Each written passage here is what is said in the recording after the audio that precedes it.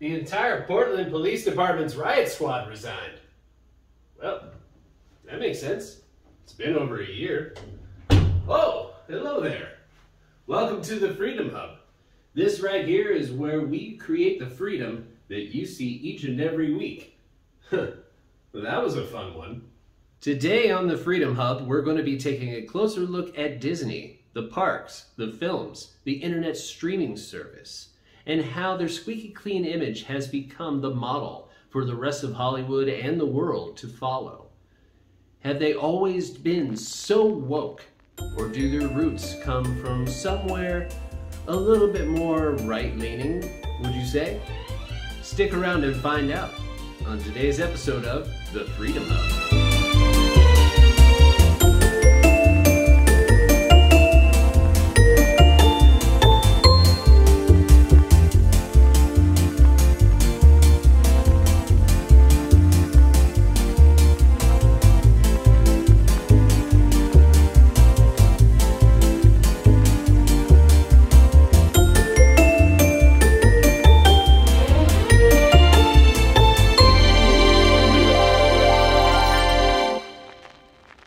It is a great day to be an American.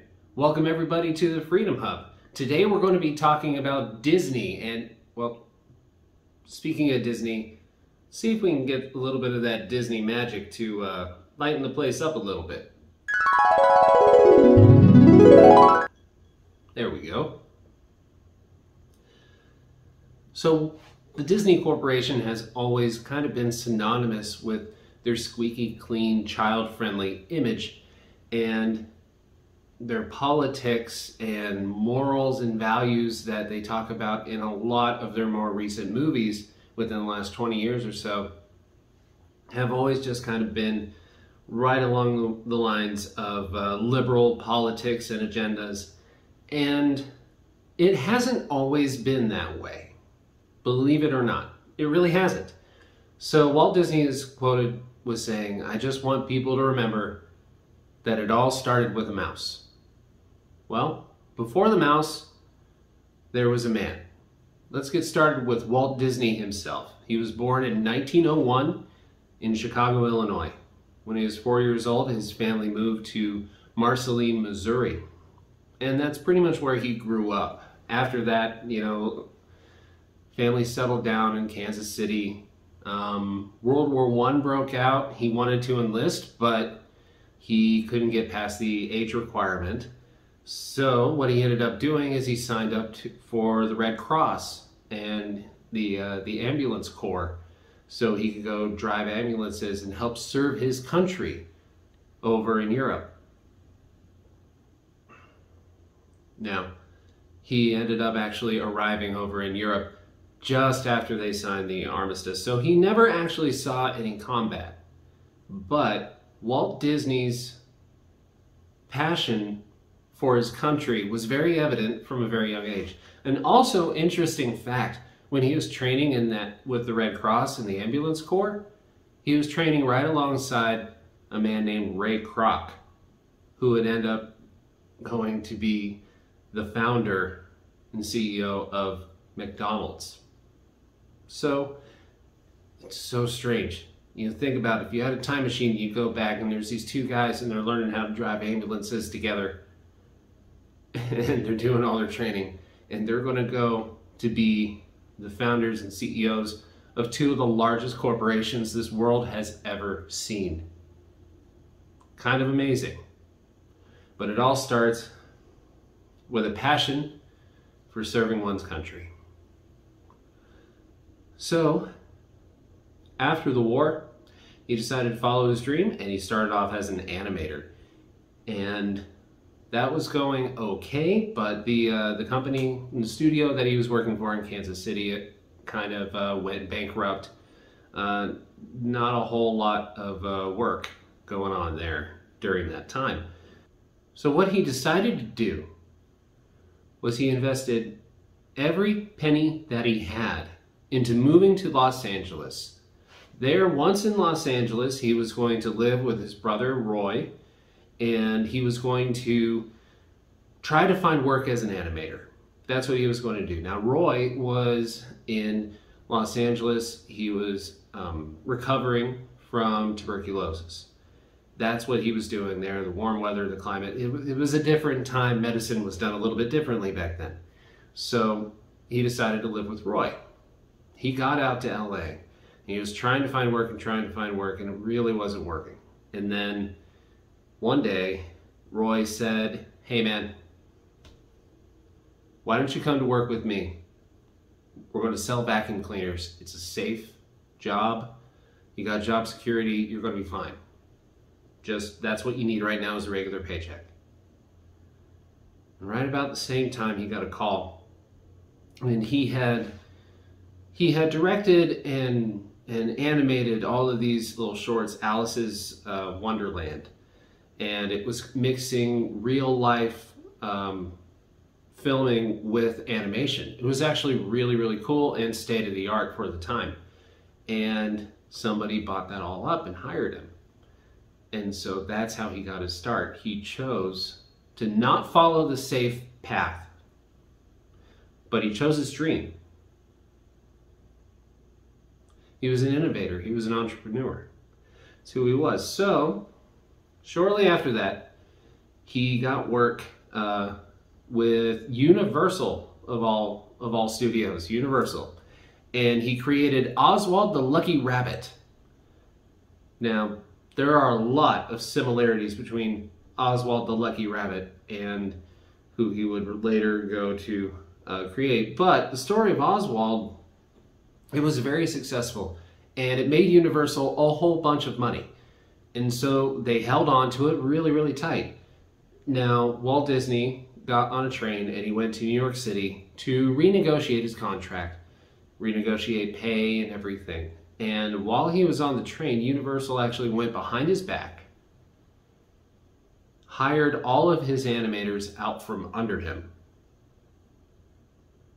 and took the rights to the character. So Walt Disney didn't have the rights to Oswald the Lucky Rabbit, and he got it ripped away from him. So that's a terrible thing to happen to somebody. It really is. It's somebody that you created. You created something and it was successful and it made your boss and your company that you work for a bunch of money. And then you have it ripped away from you. They don't want to pay you any more money, and you're not going to be part of this anymore because we took your entire team. Sometimes things happen for a reason. Sometimes God has a plan. And shortly thereafter, Walt Disney took all of that money that he had earned from Oswald and Universal and invested it in creating his own studio. He risked everything. And then right about that time, he created Mickey Mouse for the first time. Now, as you know, November 28th, 1928, which was the same day actually that my grandfather over here was born, Steamboat Willie premiered, and Mickey Mouse was a smash hit. More and more Mickey Mouse cartoons started coming out, as well as many other cartoons. The characters started coming out, Donald Duck, Goofy, Pluto, all of them. And the Three Little Pigs, it was huge. And so one thing with Walt Disney was he was always moving forward. He was always trying to see, what's the next thing? What is the next goal? What is out there that hasn't been done yet? And what he found was that he could do a feature-length, 100% animated feature. There have been a few that maybe had come out in Europe, but nothing that was popular. I don't know if he knew about those at the time. It was a different time. So what he did is he took all the money again, all the money that he had made from Mickey Mouse and his cartoons, his silly symphonies, and he invested it in the Snow White project. He risked it all, and it paid off again. Snow White went on to win multiple Academy Awards. It was absolutely amazing and an achievement that nobody had ever reached before. And still remains a classic to this day. Now, shortly thereafter, Snow White, he started working on Bambi, he started working on Pinocchio, some of the other Disney classics that you know to come in love over your childhood and your lifetime. Good for all ages, actually. World War II broke out. And interesting story. So the Walt Disney Studios were right next to the Lockheed Corporation over in Burbank, California. And so with the war breaking out, they couldn't have anybody who wasn't contributing to the war effort, and they needed to take land and take space and everything to make sure that, you know, the Lockheed had as much as they needed for the war effort. So Walt Disney saw other studios shutting down around Lockheed, and he said, no, wait a minute, I can help you. And he helped him in a way that only he could. And he started doing serials, animated serials for to be played before movies with World War II propaganda. Now, yeah, a lot of it was anti-German and anti-Japanese. It was the time, and very pro-America. He was trying to get people to buy war bonds. Yeah, you've seen Captain America the First Avenger. It was kind of a big part of that movie where they created Captain America to go out and get people to buy war bonds to help the war effort. Yeah, that's how it was. That's what he did with those serials. Now, it is about those serials and those little cartoon shorts where you have like Donald Duck hugging the Statue of Liberty and many things like that, where you started to, you hear in today's society about Walt Disney was a racist and Walt Disney was anti-Semitic. Now, you hear these things, and liberals will totally say that that's the truth because they heard it, because they heard somebody say it, and they look back at it and they're like, yeah, I could see that. Yeah. But they don't bother to investigate at all. Look into it a little bit. So, look into it. Who was his crew? Who were the people that he hired in his studio? He had Jewish people. He had women. He had African Americans. He had Asians. It was a very diverse group of people. And you would think liberals would jump all over that and be just like, oh my gosh, he's all inclusive. Walt Disney is amazing. One rumor of anti-Semitism and racism, and they just jump all over it because they don't do the research. Come on. I've seen interviews with some of those animators, and they talk about it. I heard a black man talk about how Walt Disney was never racist and treated him like his equal. Look into it. After the war, that's when the Red Scare started. Now, with the Red Scare, they were talking about communism, and Hollywood was a hot spot for communism in America. And we were doing everything we could to weed out communism. That was the new fight. It was everybody against communism. Now, at the time, a lot of the people in his studio, under his core animators that I mentioned before, were trying to unionize, and he referred to them as communists.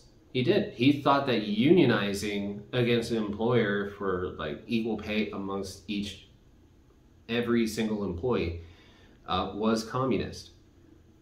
And where they called on a lot of people to testify, a lot of people were very surprised that Walt Disney actually showed up to testify during the McCarthy hearings.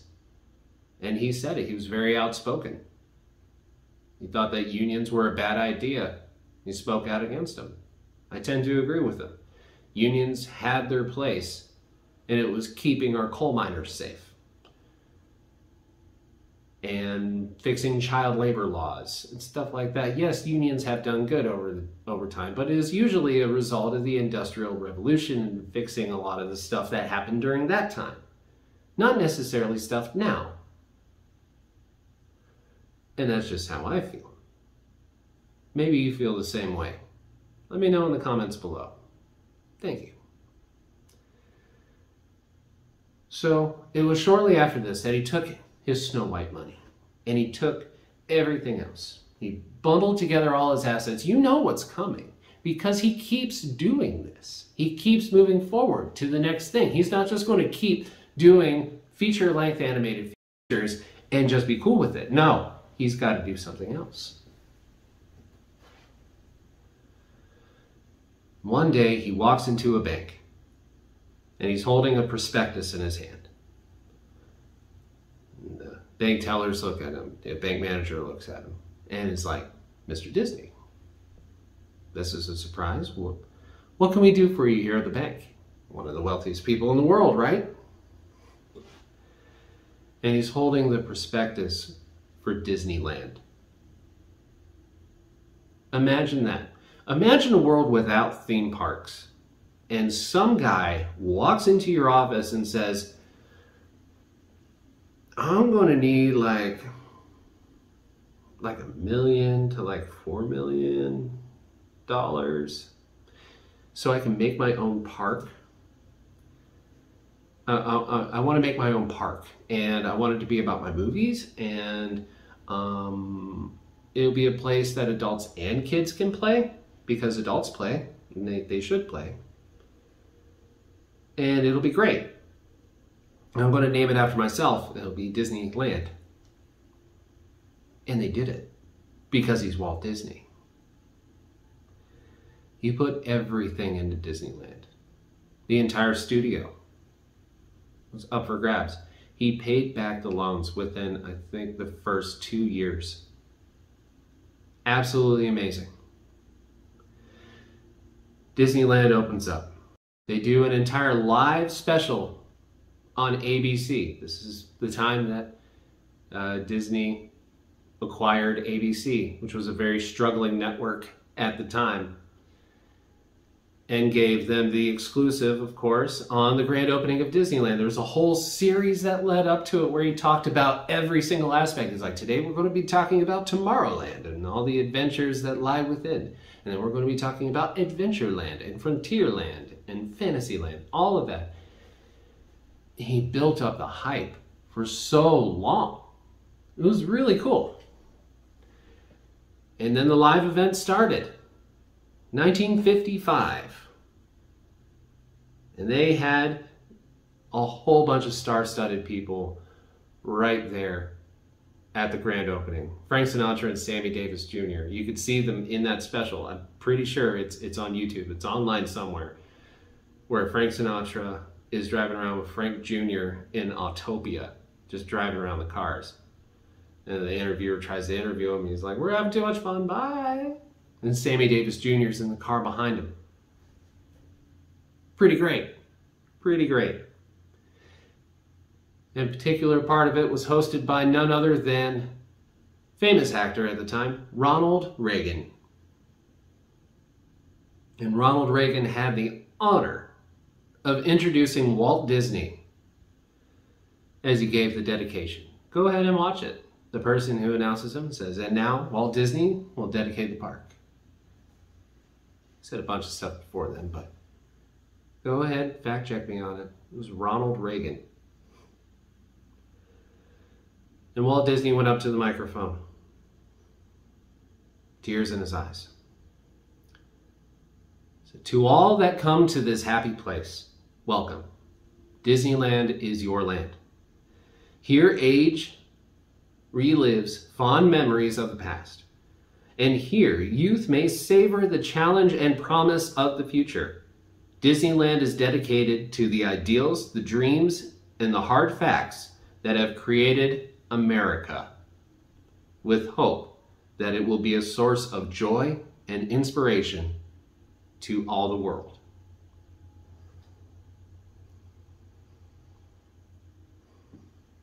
Now tell me that doesn't sound exactly like the American dream.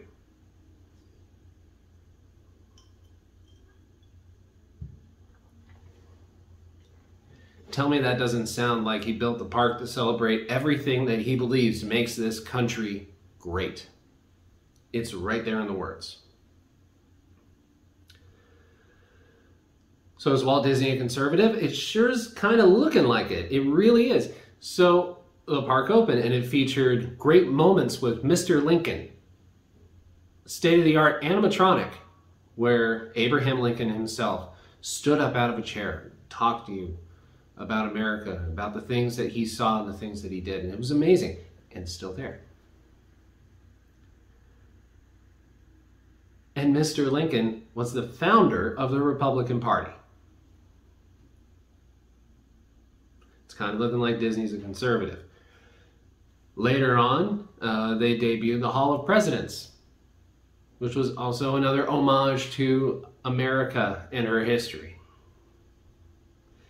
He celebrated American ingenuity through pioneering technology. The things that were available in Disney's parks had never been seen before. And that is also why he got invited to the World's Fair.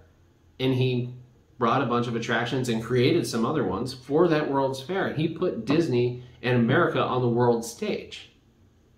And he won. I mean,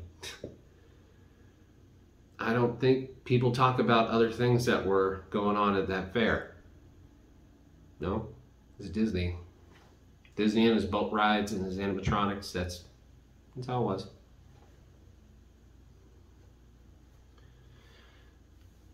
Let's look at another little bit of evidence. Now, I was, happenstance or whatever. Sure. But the first person that Walt Disney took on the inaugural ride of the monorail, a couple years after the park opened, was current Vice President at the time, Republican, Vice President Richard Nixon. There's a little more evidence. This doesn't sound like the Disney that you know, does it?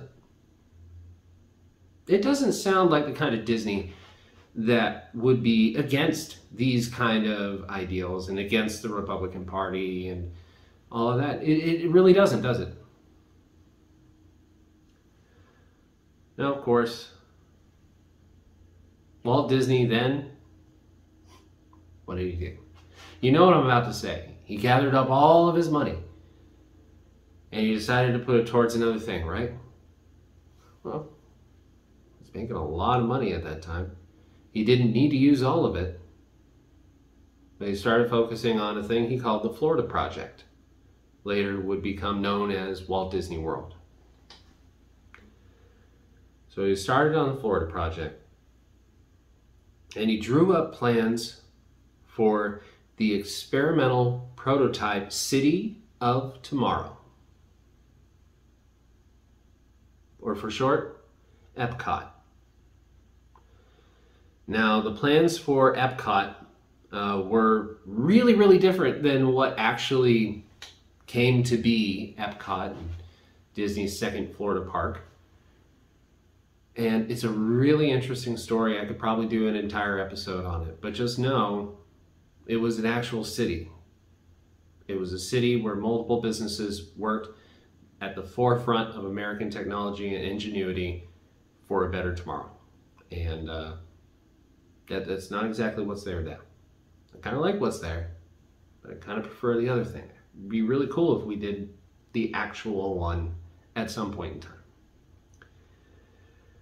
He was doing all of this right as he passed away from lung cancer in 1966. He was 65. Now, did Disneyland close on the day that Walt Disney died? I think it was December 15th, 1965. No, they didn't. Because they knew Walt wouldn't want that. He would want them to be working. He wouldn't want his employees to get it, have to lose out on pay, and people who had set up their vacations not be able to go. So they kept it open. They had a little ceremony at the beginning of the opening of the park when they raised the flag.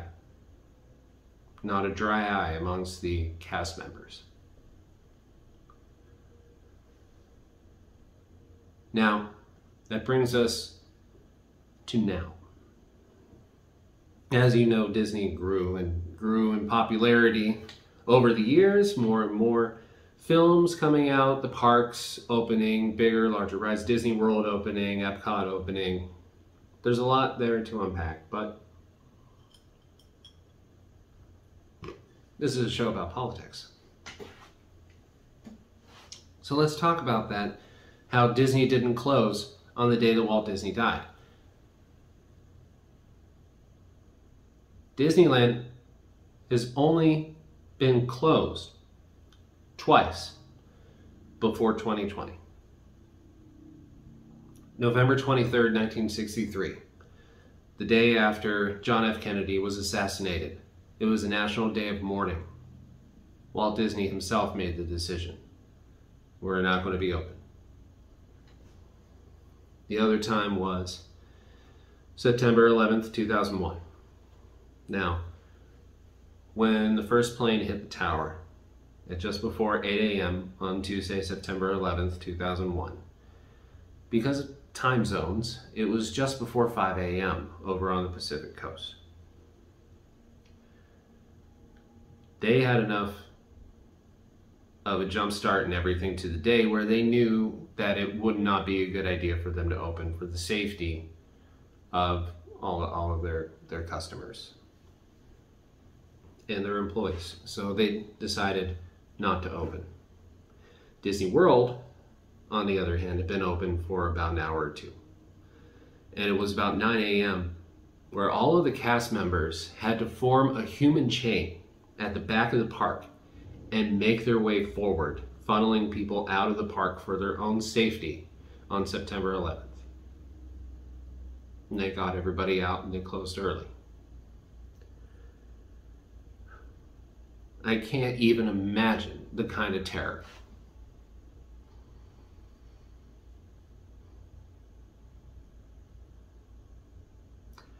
And then there was COVID.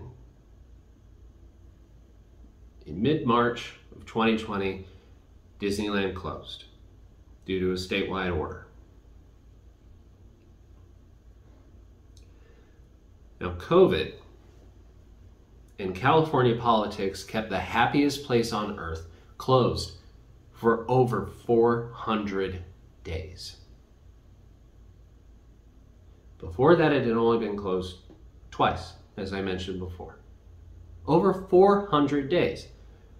Now, what did they do to try to combat this? Now, you start seeing weird things with the parks, because it's like the Disney movies, they kind of keep coming out. They had just launched Disney Plus, and it was good to go. So the production side, they had stuff. They released some stuff early, and obviously didn't release stuff in theaters at the time.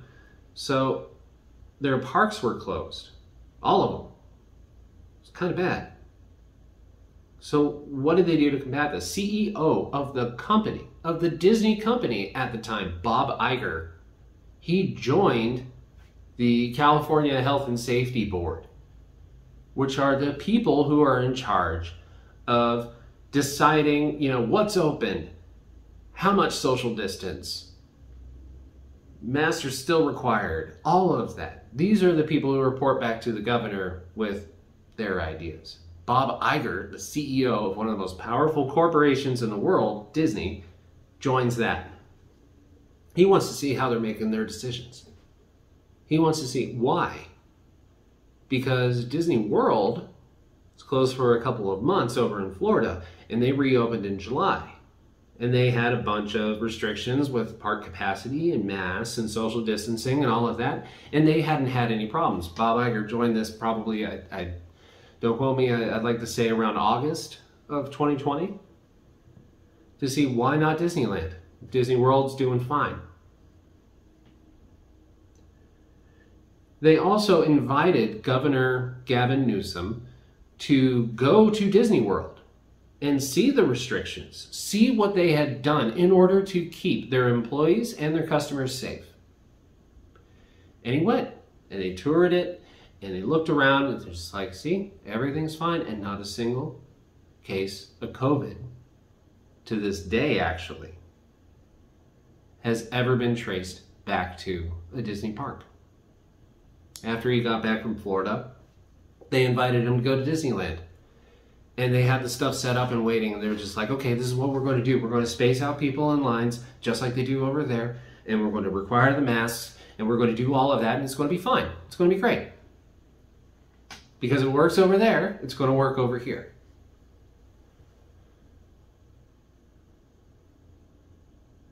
And then Gavin Newsom decided to keep it closed. He laughed it off. He was like, that's a stupid idea.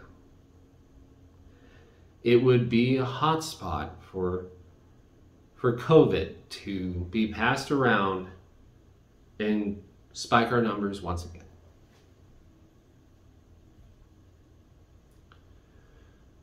So of course, right after that, Bob Iger quit the Health and Safety Board, and Disney had to face the decision in December of 2020 and lay off 32,000 employees. Couldn't afford to pay them the unemployment anymore. No more furlough. It had been way, way too long. 32,000. Awful. Awful. Especially knowing what we know now, of course, right? There were even rumors. There were rumors circulating around social media and the internet about how Disney was so fed up with the California draconian laws and mandates that they were going to pick up Disneyland piece by piece and move it to Texas. Now, a lot of these claims were unsubstantiated, and yeah, there's no validity to that at all. But it doesn't change the fact that rumors were circulating. And a lot of people in Texas got really excited because all they got is like the Texas State Fair and Six Flags, and that's it. Disneyland would be pretty cool. As an effect of having to deal with the California politics and laws, all of these liberal mandates, Disney did move a large part of its operations and offices to Florida during and after all this.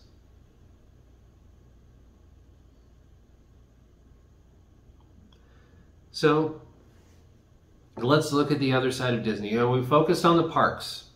The parks were a direct result of Walt Disney and his passion for achieving the American dream. So let's look at Disney Studios. Let's look at the movies. Let's look at the film industry. So Disney Studios are a part of the Hollywood machine.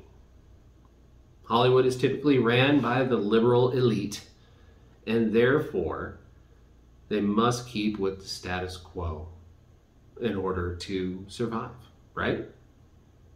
If Hollywood is leaning a certain way, and all of the studios are going along with it, and they're just like, this is what's successful.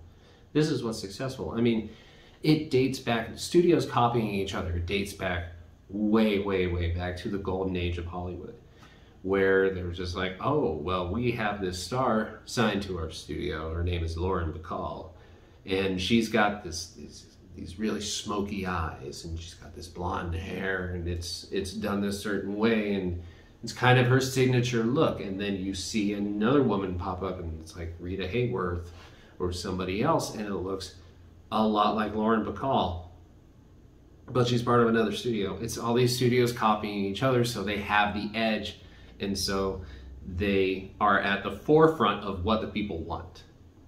And so that has drifted along to, you know, hairstyles and looks, to politics. And if Hollywood is super liberal and actors are getting on stage and they're talking about how, I just don't understand why people don't get along, we need to feed the starving children, and blah, blah, blah, blah, blah. Yeah, your life is so terrible, isn't it? As you're a millionaire sitting in some of the most expensive real estate in the world, I'm sorry, you and your 8 bedrooms and your 6-car garage and your 2 Olympic-sized swimming pools with a helipad, what are you doing to help the starving children? These other studios, of course, start attacking Disney. They start attacking Disney because Disney is huge. Now, it all kind of starts, I think it was the late 90s, with all of the accusations about how they're whitewashing these stories that have to do with minorities and different cultures all over the world. And it's like, oh, well, they're giving them a bunch of white actors to do their voices. I mean, think about the genie in Aladdin. It's like, well, that took place in the Middle East. And you had a bunch of Arab people in that movie, and you had a bunch of white actors. And the genie was played by Robin Williams. And they're like, no, it should have been an Arab person. You're whitewashing the story. Well, can you look at me right now and then comment below of if you think that anybody would have been better to voice the genie in Aladdin than Robin Williams. I'll wait. Go ahead. Tell me if somebody would have been better back then.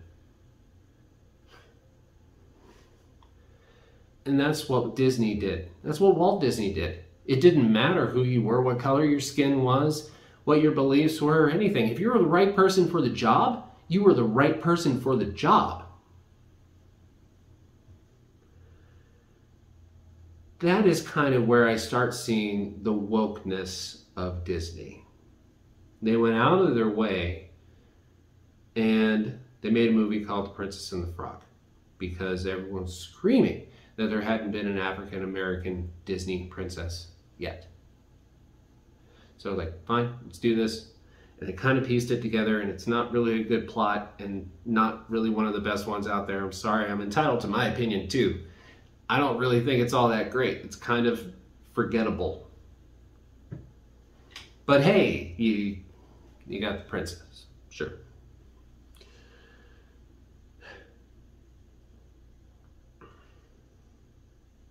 Now, of course, Disney is always under constant scrutiny from the other studios because they are the largest competition in Hollywood and in media. They are Pixar, they are Marvel, they are Star Wars, they are ABC, they are ESPN, and more. They are all of those. So, of course, because they are so big and they're under constant scrutiny where people are just piecing through it and they're looking for a reason to tear them down, they have to remain squeaky clean. And they have to go with the social norms. And so within the last year, we saw them fire Gina Carano from The Mandalorian because of social media posts. Now, the last one she did wasn't necessarily conservative. Well, she talked about how conservatives were, you know,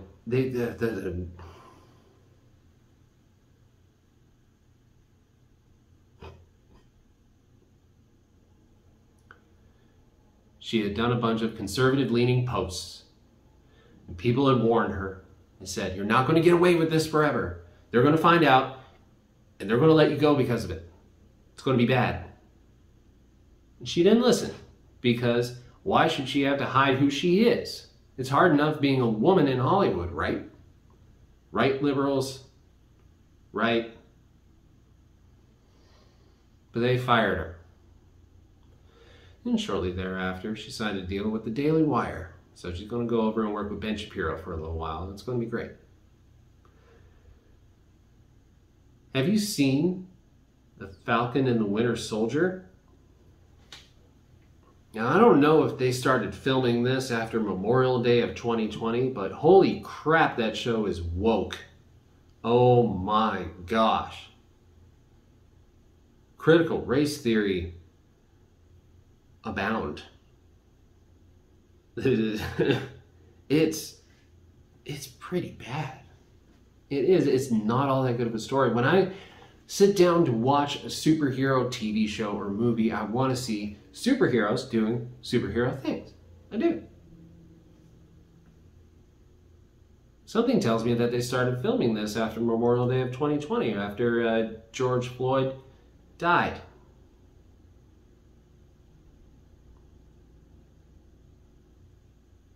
Don't waste your time.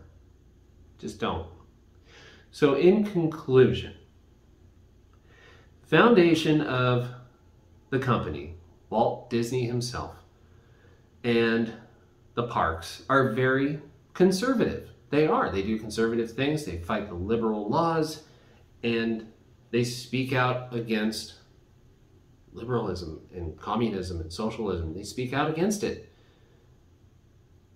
Why else do you think it took until 2022 for them to re-theme Splash Mountain, which is based off of the movie Song of the South? Because most people, not just conservatives, think there's nothing really wrong with that movie. There are a couple things.